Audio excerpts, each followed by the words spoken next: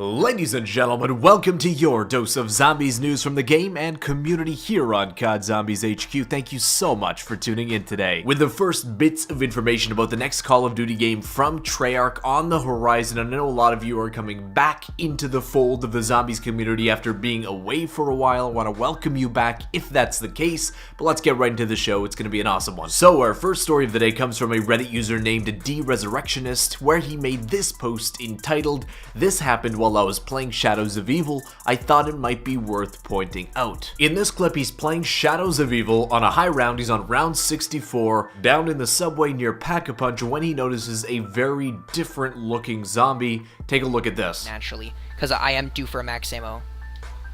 What? What is that zombie? Looks like an Easter egg step, honestly. Like, straight up, it looks like an Easter egg step.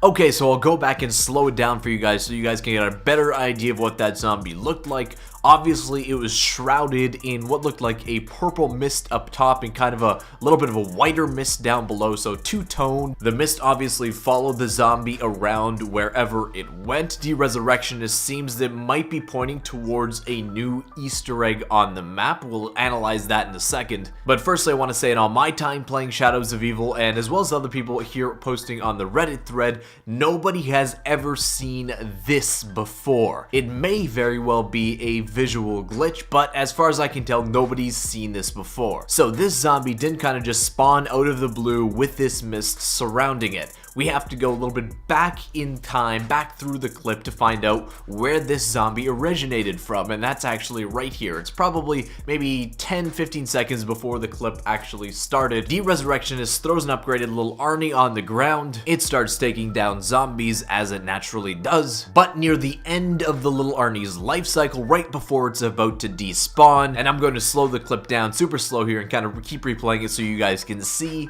It seems like all of a sudden a zombie in the front of the pile, or the zombie nearest to the player, all of a sudden just gets this shroud of purple and white around it. You can see it clearly has the colors around it right before he runs off and down into the subway. So it does seem that probably in some fashion this either visual glitch or maybe Easter egg is related to the little Arnie somehow. Currently it seems to me, and I kind of hate to say it, but it might end up being a visual glitch, but the fact that this is so extremely rare and the colors are so bright and it obviously follows the zombies around, I don't blame you if you want to think that this may very well be a new step to an Easter egg that we just haven't discovered yet, or some new weird mechanic within the map that maybe isn't represented in the code as forthrightly as other Easter eggs and mechanics within the map, so that people couldn't really data mine whatever's happening here. Either way, it's super interesting. I love how Shadows of Evil just seems to be a map that keeps on giving in terms of new things to find and just new things suddenly appearing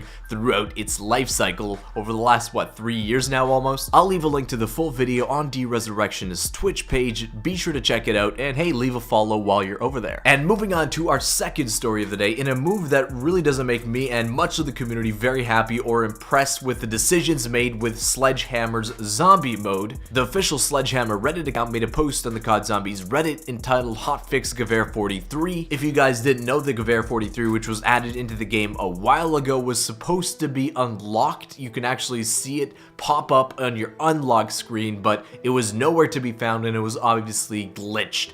Well, they responded to it saying it's fixed by saying, "Undeaded community, apologies for the delayed update here. As some of you have noticed, we fixed the issue with the Gewehr 43 not unlocking." But when people were reporting that no, they're hopping into game, they meet their level requirements, level 35, and it's still not unlocking, they said, "If you are unable to unlock the Gewehr 43, please check that you've unlocked it in multiplayer first. This is a requirement. We are working on implementing UI that makes it clear that you need to do this first before you can unlock it in zombies."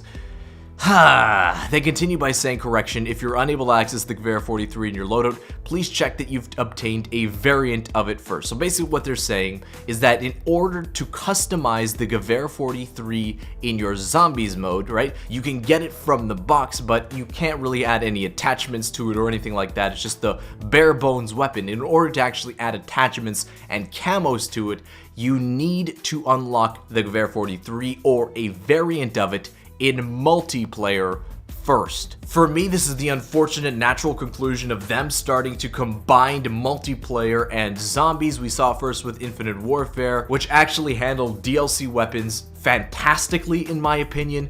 Now to this, where the only way we're able to actually customize weapon in our zombies mode is to unlock it through a supply drop in multiplayer first. Some people were saying, hey, you can unlock it via a weekly order as well. That weekly order is now gone. You can only get the Gewehr 43 right now in a supply drop. That is extremely biased against zombies players who earn much less supply drops for playing the mode. I like a comment by Armored Bobandy over on Reddit where he said, give me one good reason I should have to play one game mode to unlock gear for an unrelated game mode. You explain to me how that makes any sense. I don't want to play multiplayer to unlock zombies gear. That's just stupid. I agree with that sentiment 100%.